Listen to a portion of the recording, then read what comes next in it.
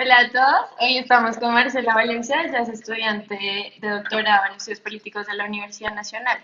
Vamos a tener un espacio de preguntas que va a estar orientado en tres temas fundamentales: implementación de los acuerdos, el plan marco de la implementación y el papel que juega la implementación de los acuerdos en torno al Plan Nacional de Desarrollo. Hola, Vane. Bueno, entonces, en ese sentido, podemos dar inicio con la primera pregunta, es ¿cuál es el estado general de la implementación? Bueno, antes de empezar, creo que es importante saludar el encuentro, eh, agradecer la posibilidad de estar y pues de contarles un poquito de lo que estamos haciendo, pues de lo que viene avanzando en términos de la implementación. Hay que hacer el balance de la implementación como en varias dimensiones. La primera dimensión que se tiene que tocar es el tema de implementación legislativa. Con respecto al tema de implementación legislativa, creo que el balance es muy negativo.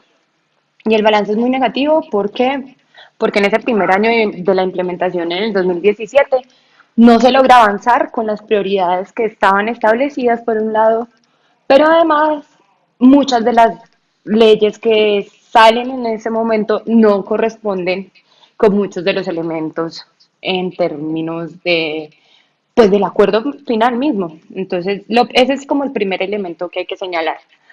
En términos de las grandes reformas que se esperaban para el desarrollo del acuerdo final, está bueno que pensemos en alrededor de los puntos del acuerdo.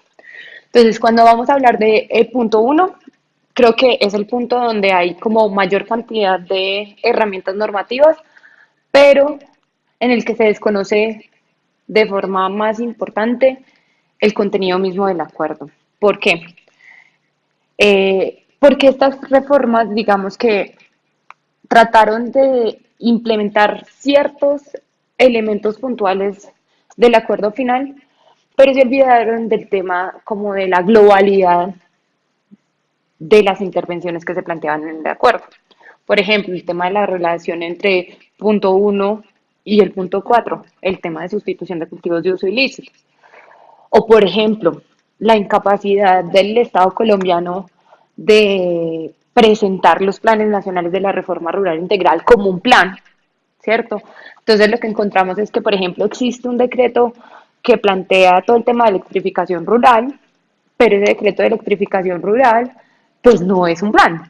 Un plan implica la definición de objetivos, la definición de las estrategias de intervención, de las acciones de intervención, de las metas.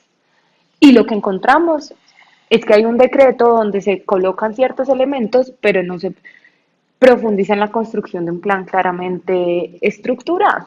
Ese es como el primer, un elemento que está ahí con respecto a punto uno. Con respecto a punto dos, yo creo que el balance es de los más negativos que hay. Digamos, la reforma política no se dio. Se presentó el año pasado el esperpento que presentó el gobierno de Duque en términos de las propuestas frente a la reforma política, que desconocen también los acumulados de la discusión frente a la reforma política.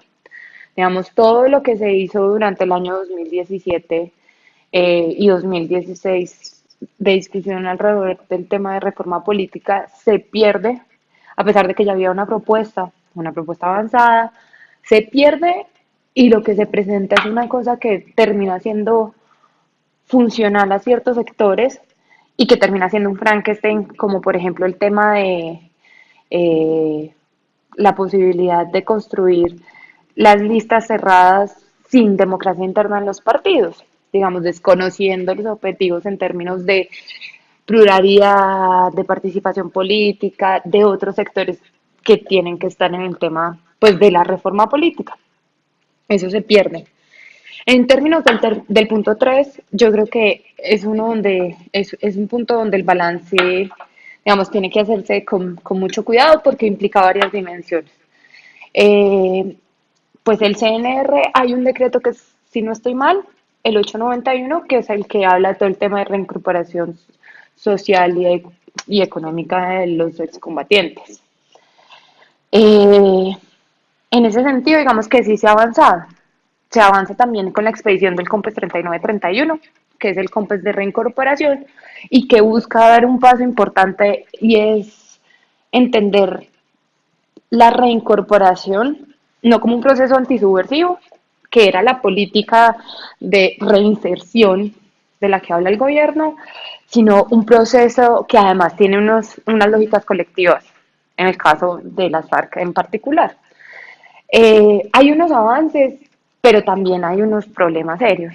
Uno de los grandes problemas que se va a enfrentar, digamos, los excombatientes en este año, en agosto más o menos, es que el tema de las tierras y de la propiedad de las tierras de los espacios territoriales de capacitación no está definido.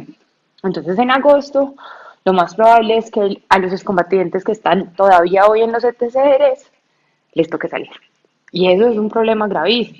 Pero además, una vaina que es muy importante tener presente y es que el proceso de reincorporación colectiva que implica, digamos, no está acabado, que implica el tema de la consolidación de común, de todos estos elementos, ha tenido muchas fallas en términos de la entrega de los dineros, en todo esto, y eso hace que el proceso de reincorporación sea cada vez más lento y más complejo y que no tenga como todos esos elementos que son fundamentales para garantizar una reincorporación, pues dentro de primero las lógicas de los excombatientes, respondiendo a sus necesidades y que garantice pues que ese tránsito a la vida civil sea completo. En términos del punto 4, creo que es uno de los gallos más bravos que hay en este momento. ¿Y por qué? Digamos que se inició todo el tema de los acuerdos comunitarios.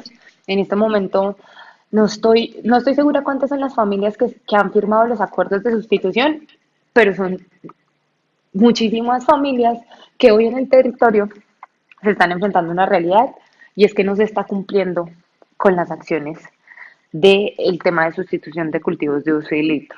Entonces, cuando vemos territorios donde, por ejemplo, se hicieron los acuerdos en octubre del 2016 y que hoy apenas se han recibido el primer apoyo, digamos como el de emergencia, y que no han logrado hacer el tránsito para poder sembrar lo que quieren sembrar, pues es muy difícil para la gente, porque es que estamos jugando con la comida de las personas. No estamos acá echando cuentos sobre la reforma política, que no deja de ser importante, pero es que acá estamos hablando de la comida de la gente. Y es un proceso que está muy quedado, pero además con unos problemas que yo creo que también es importante resaltar, y es que en territorio las instituciones están mandando una gente que tampoco corresponde con las expectativas creadas de las personas productoras de hoja de cacao. Entonces, por ejemplo, les mandan, digamos, donde yo estoy haciendo mi tesis, es uno de los lugares donde primero se firmaron los acuerdos de sustitución, en Caño Indio, en los Catatumbo. Y les han mandado unos señores supuestamente de asistencia técnica que les ponen a llenar formatos y que en una reunión los pusieron a hacer un taller y a hacer como vacas y como micos. A la gente eso no le sirve. Pues a la gente le sirve que le digan a cuánto tengo que sembrar una yuca para que me dé mejor, le echo cal o no le echo cal al suelo, cosas que sirvan.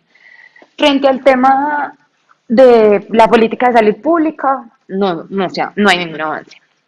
Digamos, no se ha abierto la discusión, el proceso de discusión nacional que se tendría que abrir frente a la política pública, y pues lo que vemos es un retroceso en términos de la política de abordaje del consumo. Digamos, el decreto de Duque de confiscar es un retroceso absoluto en términos de esa perspectiva. Y frente al tema de investigación del resto de la cadena, del lavado de activos, de los insumos, tampoco se ven avances certeros. Entonces también, y es importante traerlo al contexto político porque se volvió el problema de la coca un problema fundamental. Pero en ese problema de la coca estamos dejando de lado pues que esto es un fenómeno que viene creciendo por un lado, pero además que la atención no puede ser solamente con el tema de fumigación. Entonces, además del debate frente al consumo, tenemos el debate de volver a penalizar al campesino productor. Si no estoy mal, la bancada FARC presentó en esta legislatura la propuesta de alternatividad penal para los productores de hoja de coca. Eso no se ha discutido. Entonces, tenemos un panorama donde volvemos a la criminalización de la producción, donde se fortalece esa perspectiva y se coloca dentro de la agenda política del gobierno Duque el tema de los cultivos de hoja de coca como un elemento fundamental. Entonces acá tenemos como un retroceso absoluto frente a la perspectiva misma del acuerdo final. En el punto 5 de víctimas, digamos que hay unos ciertos avances con el tema de la constitución del sistema, ¿sí? De justicia, verdad, no reparación y no repetición, pues ya está funcionando la JEP, ya está funcionando la Comisión de Esclarecimiento de la Verdad, la unidad de búsqueda, digamos que ya por lo menos esas instituciones están andando. Pero el tema importante también es lo que ha venido siendo la construcción de un clima de opinión alrededor de esas instituciones. Porque yo creo que sí es importante ver cómo hay un ataque constante al papel de la JEP. Digamos, cómo la JEP se pone siempre en tela de juicio. Entonces la JEP no puede hacer así, la JEP, y eso, digamos que en cierta medida busca crear un clima de opinión que deslegitime las acciones mismas de la JEP. Entonces hay un tema de la implementación material que digamos, en principio uno puede decir, eso es de lo que más van dando, pero hay un tema de un clima de opinión alrededor de la JEP y un ataque constante a la JEP. Los enfrentamientos con la fiscalía no son gratis, digamos, No, el caso. Santrich no es gratis. Digamos que hay una continuidad en términos del ataque de la JEP y deslegitimar el papel de la JEP. También lo que pasó en el Congreso con el tema de la sala para los militares. Es, volvemos al tema de la negación absoluta de la posibilidad de construcción de verdad judicial por todos los actores y volvieron y restringen a la JEP para una cosa, para la gente de las FARC. Y eso creo que es importante tenerlo en cuenta. El tema de ampliación del universo de víctimas que implica el acuerdo final, pues está completamente desdibujado, ¿cierto? Cuando el acuerdo reconoce que también hay víctimas de la insurgencia, eso implicaba un cambio en términos de la política pública de atención a las víctimas. ¿Por qué? Porque hay una ampliación de la atención del universo de víctimas, pero además porque es que la 1148 1148 o 1148. Bueno, la ley de víctimas eh, tiene una vigencia hasta el 2021 y eso no se ha contemplado. La reforma a la 1448, ni 11 ni 12, 14. La 1448 no se ha contemplado a pesar de que en el 2016 se hizo el proceso amplio, participativo para los cambios necesarios en la política pública de atención a víctimas. Y eso, la unidad de víctimas hizo el encuentro, lo sistematizó y lo guardó en una gaveta. Y eso es importante tenerlo presente porque esa es otra de las disputas que está ahí. A lo que se suma lo que estuvo haciendo María Fernanda Cabal en el tema de restitución, del capítulo de restitución de la 1448. Entonces, ese retroceso con la excusa de los segundos ocupantes de buena fe y la reversión de uno de los principios fundamentales de la ley de víctima, que es la inversión de la carga de la prueba. La inversión de la carga de la prueba, ellos lo buscan eliminar y con lo que está haciendo Cabal, esa es la búsqueda. Entonces, hay también un ataque frontal al tema de víctimas en toda su extensión, en lo relacionado con el acuerdo, pero también dentro de lo mínimo que es la 1448. Y bueno, frente al tema del punto 6 que es el tema de implementación, verificación y refrendación, ahí pues hay una ventaja y es que la Comisión de Seguimiento, Impulso y Verificación a la Implementación sigue hoy funcionando. Digamos que el gobierno se demoró un rato en volverla a poner a funcionar, pero por lo menos la volvieron a poner a funcionar. Mm, el tema de los acompañantes internacionales está muy quedado. Digamos que no se ha hecho ese esfuerzo porque estas instituciones que estaban contempladas dentro del acuerdo puedan tener un verdadero rol dentro del desarrollo mismo de la, pues de la implementación. Digamos que eso está muy quedado. Y hay un tema muy importante frente al tema de, pues, del punto 6 que es la reforma a la Ley 152 de 1994, que es el Estatuto de Planeación. En ese es donde está contemplado pues la existencia del Plan Nacional de Desarrollo y teniendo en cuenta el numeral 6.1.1 del acuerdo, había que hacer una reforma a la ley 152. Y era una reforma que hiciera obligatorio la inclusión dentro del Plan Nacional de Desarrollo, un capítulo específico de paz y un plan plurianual de inversiones para la paz. Esa reforma no se ha logrado hacer. Digamos que está pendiente y es importante tenerlo en cuenta. Eso en términos generales como de la implementación legislativa. Pero hay una vaina que es importante y es que más allá de las leyes, lo que hemos visto también es que hay una desfinanciación absoluta del tema de la paz.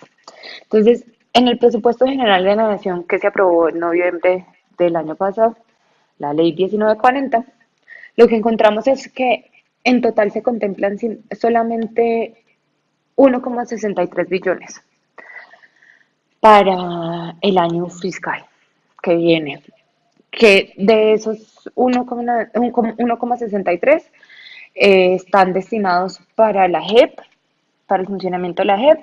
Hay una plata para el funcionamiento de la Agencia de Renovación del Territorio, que es la encargada de los PDs. Y ya, digamos que eso es como lo que se puede rastrear en términos generales. Entonces, más allá del problema de lo legislativo, hay otro problema y es el tema de la plata para la paz. Pues porque podemos tener 200.000 leyes, 300.000 compes, 800.980 decretos, y si no hay plata, pues es un canto a la bandera fundamental. Y eso es como lo que se puede rastrear en términos del presupuesto. Creo que es uno de los elementos pues importantes en términos de la discusión, porque pues es una paz desfinanciada. Y sin plata, pues yo creo que podemos seguir hablando de un montón de cosas, pero no va a pasar nada frente a eso. No, básicamente ese es como el panorama general del tema de la implementación. Hay otro tema que yo creo que es importante y es una lectura que uno puede hacer del gobierno de Duque y es, creo que los tipos están comprometidos con un tema en particular y es el tema de reincorporación, más o menos, digamos. Es como con lo que están más comprometidos. Pero el resto de los temas del acuerdo, en general lo que uno puede ver es que se están desdeñando, digamos que no se están financiando, hay una búsqueda por transformación de lo que ya se ha acordado, que está ahí y que está en la disputa frente al tema de la implementación. Bueno, entonces ya la segunda pregunta pues va muy en el sentido de lo que hablabas ahorita, de esa constante búsqueda por modificar lo acordado. Entonces, la pregunta es, en el proceso de formalización jurídica, ¿qué tanto se ha modificado lo acordado? Esa es una pregunta amplia, pero que yo creo que tiene que pensarse como dependiendo un poco de los puntos, pero también hay como generalidades. Entonces, para el primer año de la implementación, uno de los golpes más fuertes que yo creo que fue lo que permitió que se modificaran muchas cosas del acuerdo en todo el proceso fue la caída del fast track. Cuando le dicen al Congreso, no metan mano. Y pues ahí mis carros, como saben hacerlo, entonces le metieron mano de todas las formas posibles. Entonces, por ejemplo, cuando hablamos del tema del fondo de tierras, en todo el proceso de discusión de la implementación legislativa, en la decretación que hizo Santos, como en mayo del 2016, como el 29 de mayo del 2016, él sacó un montón de decretos. Esos decretos se discutieron en el marco de la CCIB y en esa discusión, entonces el gobierno, por ejemplo, pretendía acabar, pues no acabar, pero entonces desfigurar el problema del fondo de tierras. Y el fondo de tierras entendiendo como 3 millones de hectáreas que se asignaban, los 7 millones de hectáreas de formalización, como cualquier tipo de formalización, entra dentro de los compromisos del acuerdo. Desdibujando un elemento fundamental, que es el tema del enfoque poblacional que tiene el acuerdo. El acuerdo no está dirigido para todos los que están en el campo, no, el acuerdo está dirigido para los campesinos y para los campesinos más pobres del mundo rural. Vamos que se trató de hacer en esa decretatoria más o menos digamos que salieron cosas coherentes. Después de eso, lo que vimos, después de la eliminación del proceso del fast track, lo que vemos es que se hace más lento el proceso de discusión, que lo que sale en términos legislativos es muy poco, que tratar de materializar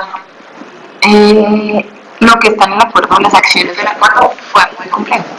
Entonces, hay una cosa fundamental y es lo de la JEP. Yo creo que lo de la JEP sí es una vaina donde metieron mano de forma increíble porque hay una necesidad en términos de la negación de la historia del conflicto y las responsabilidades. Entonces creo que lo de la JEP, a pesar de que se cumple con algunos elementos, pero ciertamente ha sido uno de los caballitos de batalla, por ejemplo, del Centro Democrático o de Cambio Radical.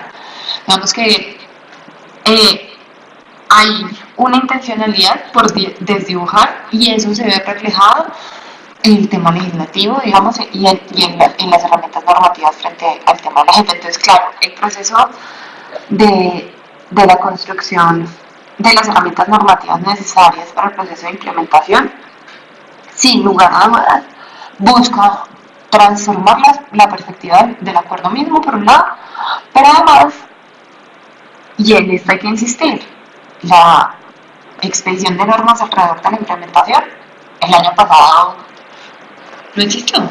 Es que si uno, es que estaba tratando de hacer la cuenta y creo que no sacaron nada el año pasado, ninguno de los elementos. Entonces, por ejemplo, y no solamente en el tema legislativo, porque yo creo que es importante también tener presente eso también se tenía que traducir en acciones de Estado. Entonces, por ejemplo, hicieron cosas como los pilotos de catastro del DNP. El DNP se apropió de los pilotos del catastro multipropósito y fueron un fracaso. Eso, digamos, es un poco lo que se ha venido encontrando.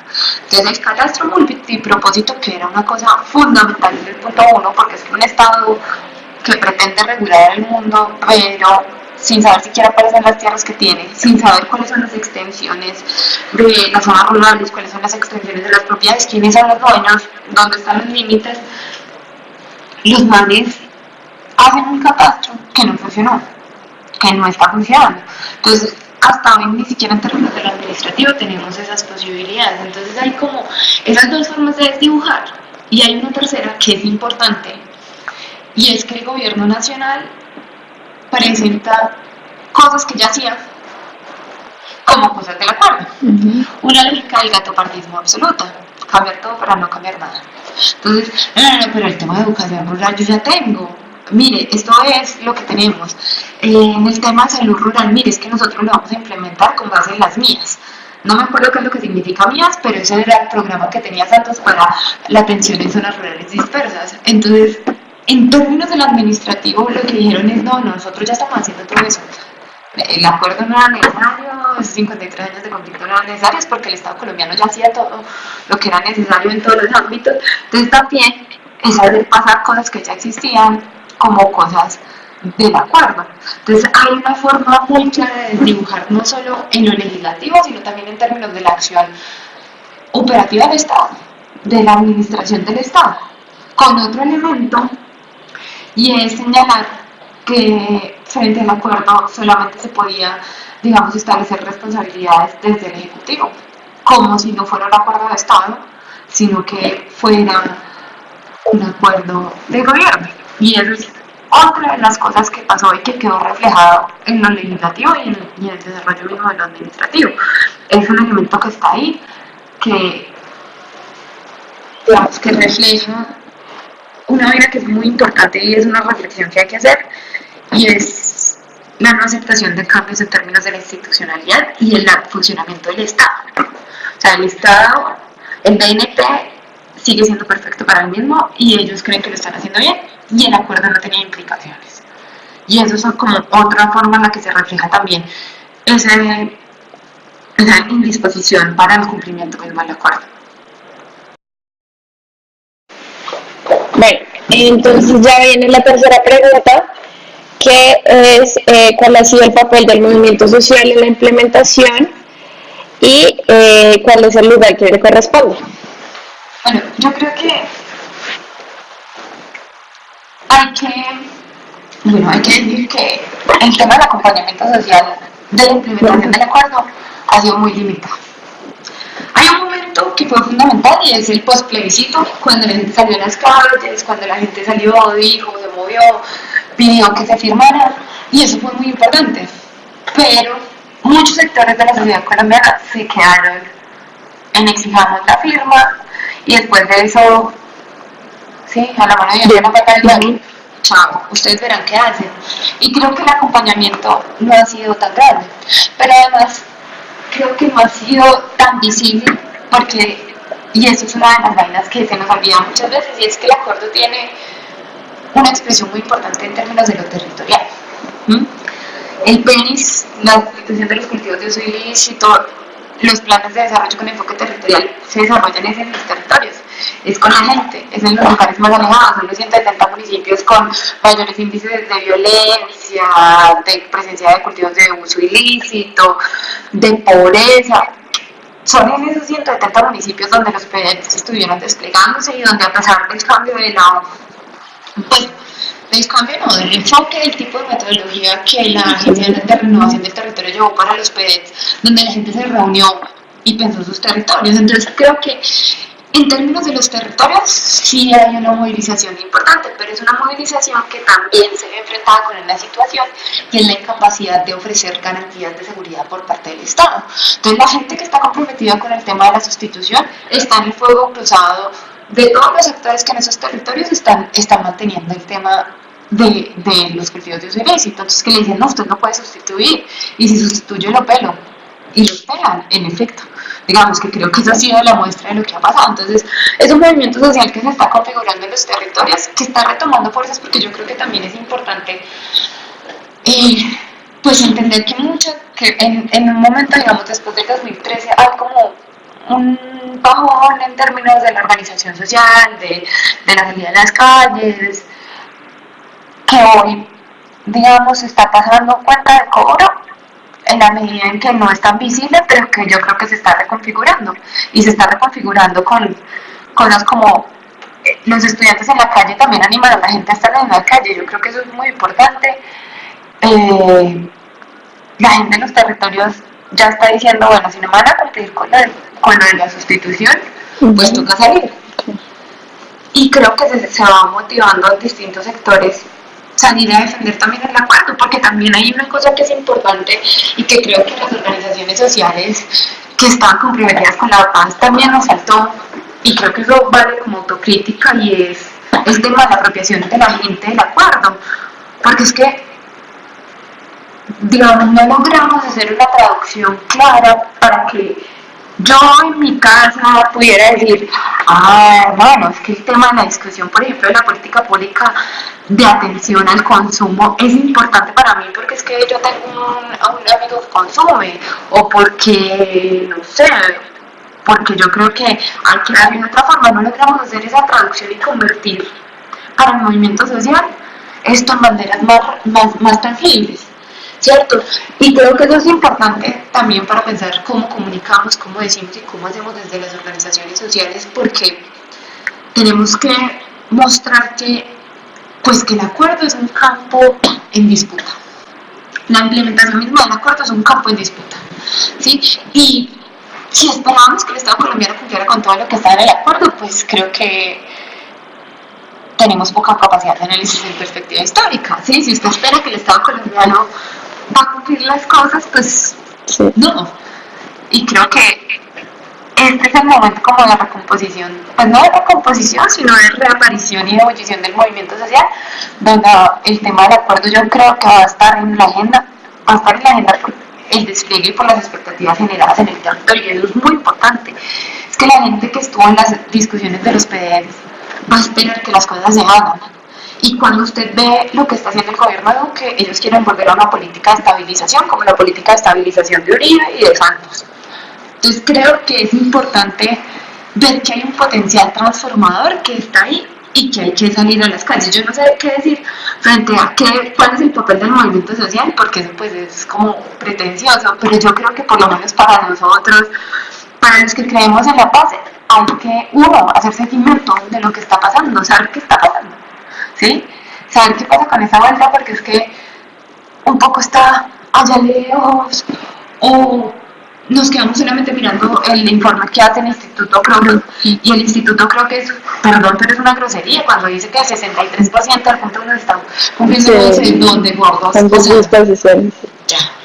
O sea, eso de verdad es una cosa. Entonces también discutirlo, hacer seguimiento, hablar sobre eso, ponerlo en la agenda del debate, también decir qué significa que se incumpla.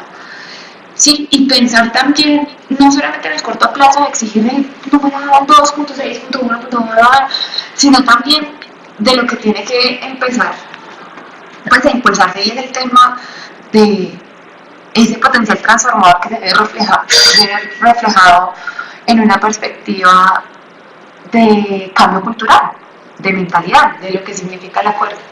Bueno, entonces ya las siguientes preguntas, pues yo creo que tienen mucha relación. Entonces, es precisamente en ese escenario de disputa en cuanto a la implementación de los acuerdos. Por un lado, ¿qué escenario se abre en este año en cuanto al proceso de implementación? Y en ese sentido, el papel que debe jugar la implementación en cuanto al Plan Nacional de Desarrollo del Gobierno Duque. Entonces, vamos a empezar por el lado del Plan Nacional de Desarrollo, como haciendo una explicación frente a cómo se debería pues incluir. Digamos que en el acto legislativo 01 de 2016 se estableció que se debe formar un plan plurianual de inversiones de la implementación. Es decir, que dentro del costeo del Plan Nacional de Desarrollo tenía que haber una cosa específica para que por años nos dieran la plata de cuánto se va a invertir en la implementación, ¿cierto?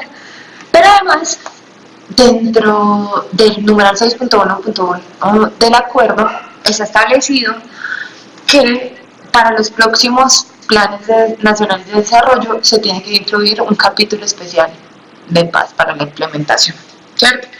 Es decir, hay unos referentes normativos que en relación con el Plan Nacional de Desarrollo están. ¿Qué pasa con las bases del Plan Nacional de Desarrollo que presentó el Gobierno Nacional en noviembre del año pasado con respecto al tema de paz? ¿Cuál es la situación? Entonces, lo que encontramos es que se hizo una propuesta, digamos, en las bases del Plan Nacional de Desarrollo no hay un capítulo específico de paz. Partamos de eso. Ese es el primer elemento. El capítulo específico de paz no existe. Lo que hay es un capítulo sobre construcción de paz. En ese capítulo sobre construcción de paz se abordan tres temas. El primer tema, una reforma a la política pública de atención a las víctimas que supuestamente busca dar un paso de lo meramente humanitario, del tema como de subsidios, a una política pública transformadora de la situación. Que eso pues es un cuento bien bonito, pero que ya sabemos qué es lo que significa. Vamos a pasar a un esquema de subsidios simplemente a la oferta. Vamos a transformar toda la política pública para no tener que pagar ni indemnizaciones, pero además para no asumir, digamos, la tarea que está hoy y que está creciendo, que es el tema de la atención a las personas que están siendo desplazadas, las personas que están siendo asesinadas, la atención humanitaria de emergencia está en un limbo. Digamos que eso es importante frente a ese primer elemento que están haciendo ellos ahí. El segundo elemento que se propone es el tema de la política de estabilización. Entonces, cuando hablamos de la política de estabilización, no se nos puede olvidar que es que eso ya no lo vendieron. ¿Qué era la política de estabilización?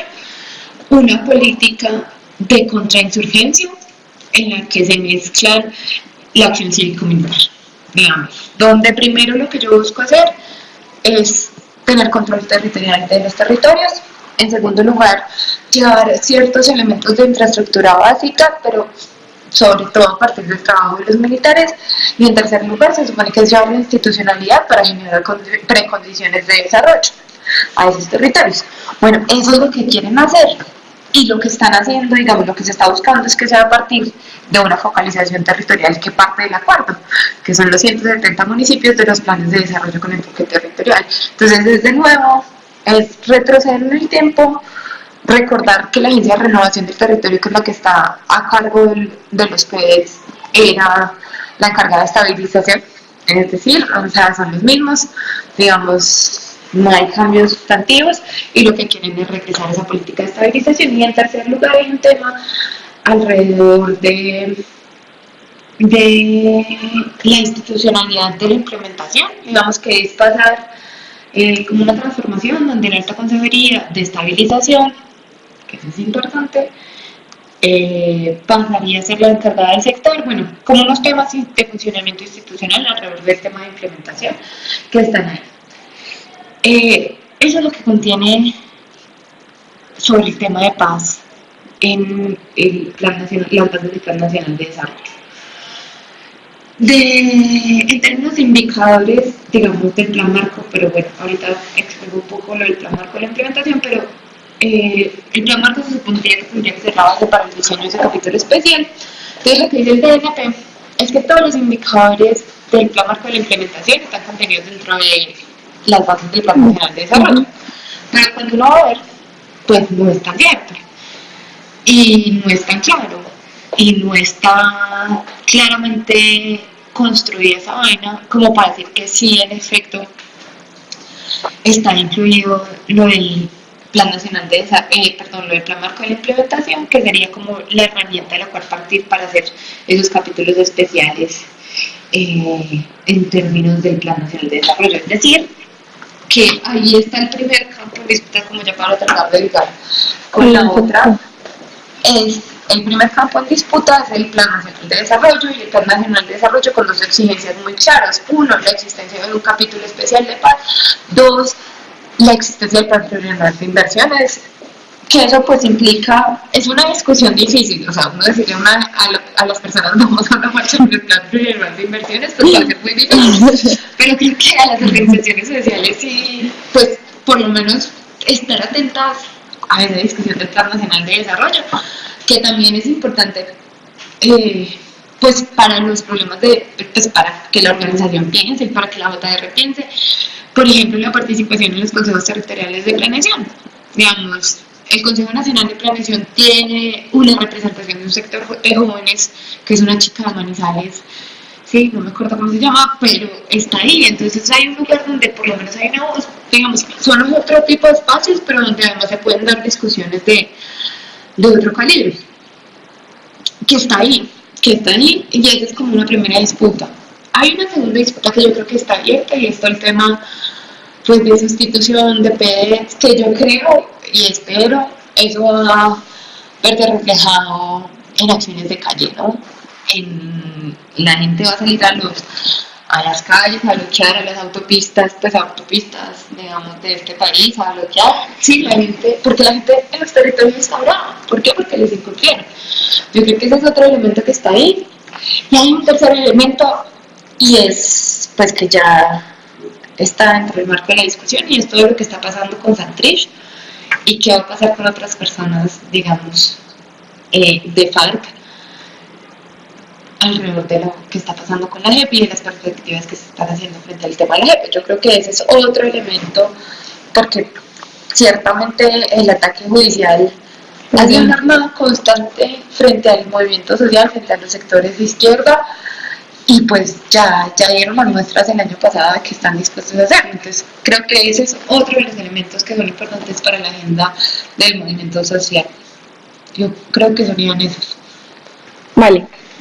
Entonces ya pues daríamos paso a las últimas dos preguntas que pues tienen, digamos, mucha relación, y es precisamente pues que nos expliques un poquito en qué consiste el plan marco y cuál es la situación pues del plan actualmente en cuanto a desafíos, dificultades y avances.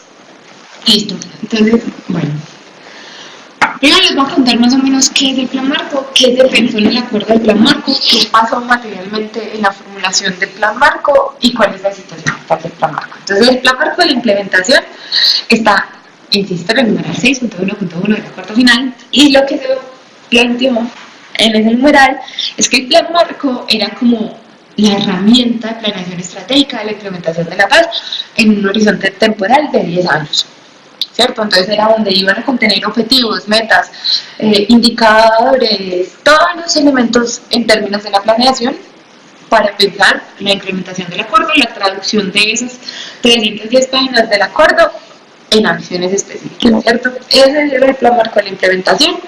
En términos de tiempos, está determinado que se entregaba por parte del Gobierno Nacional para la discusión en el marco de la CECIBI a los 4 meses de la firma del acuerdo, es decir, estamos hablando a diciembre, enero, febrero, marzo. En marzo del 2017 tenía que entregarse el plan marco de la implementación. Listo. Eso es lo que está en el acuerdo. ¿Qué pasó?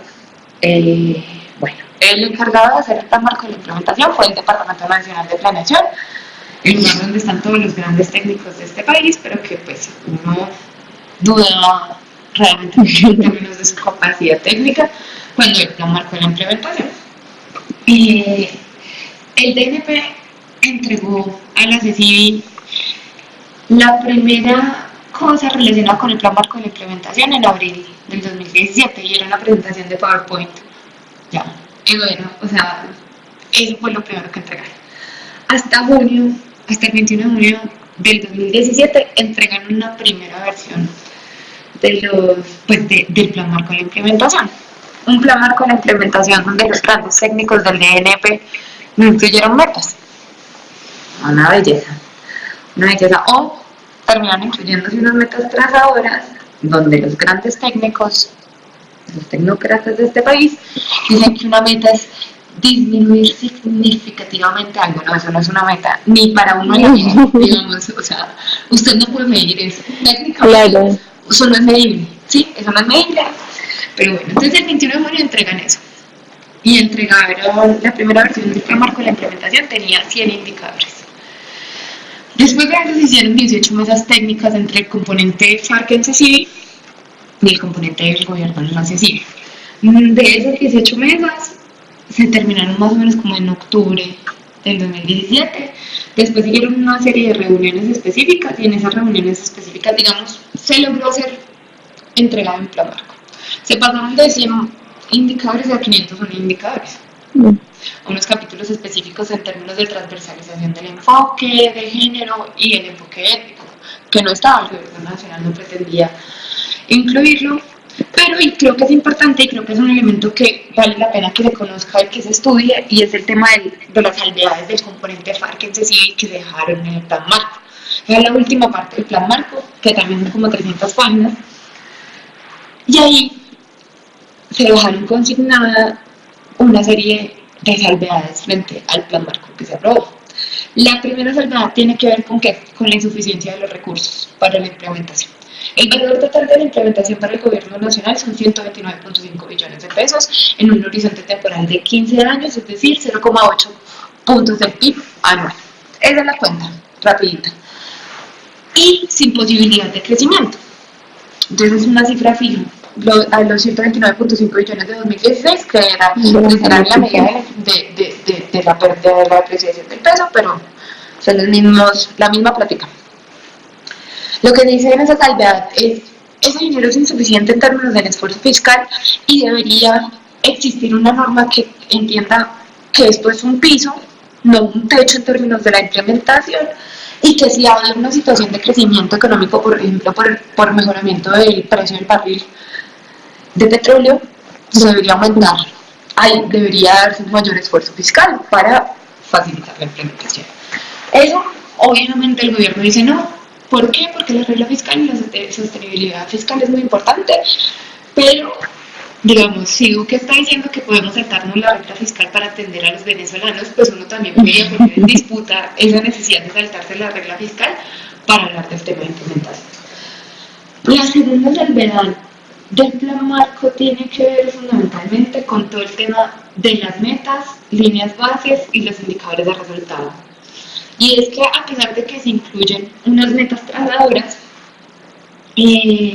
pues ciertamente el plan marco no tiene unas metas diseñadas. Veamos, hay unas metas globales, hay unas metas expresas del acuerdo como los 3 millones de hectáreas, los 7 millones de hectáreas, pues los 3 y los 7 de formalización y entrega directa del fondo de tierras, la disminución de la pobreza rural en un 50%, pero no son metas específicas, y yo creo que cuando uno estudia un poquito de planeación entiende que cada una de sus acciones tiene que tener una meta y de partir de una línea base, que tampoco se desarrolla por parte del gobierno nacional. Un tercer elemento con respecto al tema de las salvedades tiene que ver con una lógica que puso el gobierno, y es que se pretendió que la reforma rural integral eliminar la perspectiva específica en términos poblacionales que tenía el acuerdo final, es decir, la atención de los campesinos. Y en muchos elementos se buscó pues eliminar eso. El tema del horizonte temporal del plan marco de la implementación, hay un problema a la medida en que el gobierno nacional cambió ese horizonte temporal de 10 a 15 años, es decir, que tendríamos 5 años donde no tenemos claro qué va a pasar con la implementación del acuerdo final, porque no hay una reforma ni a la ley 152 de 1994, ni al decreto 691 del 2017 o 16, que es el de la creación del Fondo Colombia en Paz, que es el que gestiona los recursos para la paz. Entonces ahí hay un problema importante porque pues en ese horizonte temporal se pierde. Con respecto al enfoque étnico, en ese momento se estableció una salvedad y era que se incluyera lo que se acordara con la alta instancia étnica. Eso fue lo que se terminó incluyendo dentro del plan marco. Hay una vaina para los que estén estudiando ciencia política o sean politólogos, las recomendaciones de política pública son una risa, o sea, eso lo hace mejor un niño de primer semestre de cualquier otra cosa que no sea ciencia política, porque realmente son un chiste, son absolutamente risibles, digamos. Los invito a que disfruten un rato con eso, viendo las recomendaciones de política pública de los grandes técnicos de este país. Sobre las víctimas, se insiste en que no hay una ampliación del universo de víctimas y que pues que eso queda ahí perdido. Como el tema, hay una vaina que quedó pendiente y es la revisión anual del plan marco de la implementación, que lo que se demostró pues el año pasado es que no se va a hacer. Y frente al componente de género, pues se insiste en que no hay una claridad en términos de la ruta de la transversalización del enfoque de género en la implementación, pero además se estableció una ruta de transversalización, y eso es importante tenerlo en cuenta, donde se creaba, digamos, una comisión y al componente FARC no se le invitó. Eso ya se reunió la semana pasada o antepasada, y el componente FARC lo sacaron. Entonces creo que es importante tener en cuenta eso frente al plan marco de la implementación. Entonces el plan marco de la implementación sirve además como el elemento que debería coger el BNP, muy simple, para los capítulos específicos del Plan Nacional de Desarrollo. O sea, son perezosos y todo, además. No, sí, tal cual, porque no hacen ejecución. Entonces el plan marco no se hizo esa traducción en esos elementos.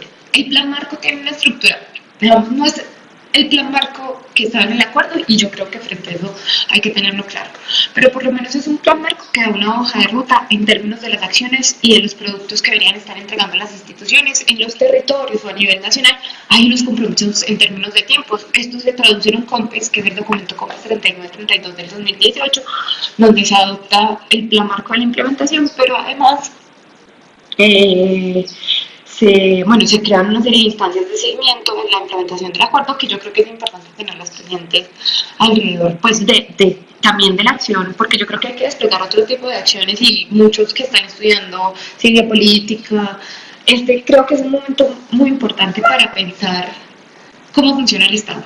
Y este tema es un tema muy bacano, que a usted le puede decir muchas cosas frente a cómo funciona el Estado colombiano. Entonces, ¿el plan marco en qué está? El plan marco se aprobó en marzo, después se aprobó el documento COMPES. Pues el plan marco está, existe, hay una materialidad, insisto, no es el plan marco que queríamos, no, faltan acciones frente a lo que es el acuerdo final, sin lugar a dudas, pero por lo menos hay un marco de exigibilidad frente a instituciones, frente a tiempos y frente a acciones. Pues no tiene carácter normativo, porque como dicen en el DNP, un COMPES no se le niega a nadie, ¿sí? Entonces el COMPES se lo pueden dar a cualquiera, pero por lo menos hay algo donde uno se puede pegar también para pensar eso, y vale la pena, digamos, darle más contenido a la acción política también frente a que le puedo exigir a la institucionalidad con estas herramientas. Entonces el plan marco está ahí. Fue un proceso largo en términos de la formulación, fue un proceso que pues tuvo sus problemas, sin lugar a dudas. No es el plan marco que se quería, pues que realmente respondiera a lo que era el acuerdo, pero sí tiene elementos, y eso es importante rescatarlo, pensarlo como una herramienta que está ahí, que está para la discusión y que permite también trazar una ruta, que no está también. está bueno que uno pueda mirar el plan marco con esos ojos de que no está, que falta, que está en la corte y no está acá. ¿Por qué no nos peleamos a eso? ¿Por qué no buscamos otros elementos de la implementación? Me parecen elementos muy abstractos, pero yo creo que la apropiación y el conocimiento del plan marco de la implementación también le da a uno banderas, objetivos, blancos de su acción política, claros, que son importantes y que valen la pena discutir y tener presente. Entonces, pues el plan marco es una herramienta que está y que, insistir, está en el campo en disputa. Y pueden seguir los señores del DNP o puede también el movimiento social apropiarse de esa herramienta y empezar a pelear esas cosas que están ahí. Bueno, ya como para cerrar, yo creo que agradecer la posibilidad de hablar. Yo quería ir, pero miré mal la carta, o sea, les voy a explicar lo que es un video y no estoy allá, porque yo no miré la carta, sino que miré un correo, entonces no creí que era en Bogotá. Y yo tengo problemas en términos de atención, los que me conocen saben que eso pasa. Disculparme por eso primero, pero también pues agradecer la posibilidad de hablar. Digamos que la JR está dentro de mis cariños profundos, como haber hecho parte de la JR también me enseñó un montón de cosas y creo que pues agradecer poder venir a contar esta historia, ojalá sea de utilidad para ustedes. Entender que la disputa está abierta, que la JR ha estado en el tema de la paz durante mucho tiempo y ese mucho tiempo pues tiene que reflejarse también en la continuidad. Digamos que no es fácil, menos con el gobierno que estamos, pero yo creo que la ley de rebeldía tiene que seguir manteniéndose, tiene que seguir buscando nuevas formas de expresarse, nuevas formas de ser y seguir pensando que esta pelea es de largo aliento y que pues la pelea es dándola, muy fácil y ya, muchas gracias.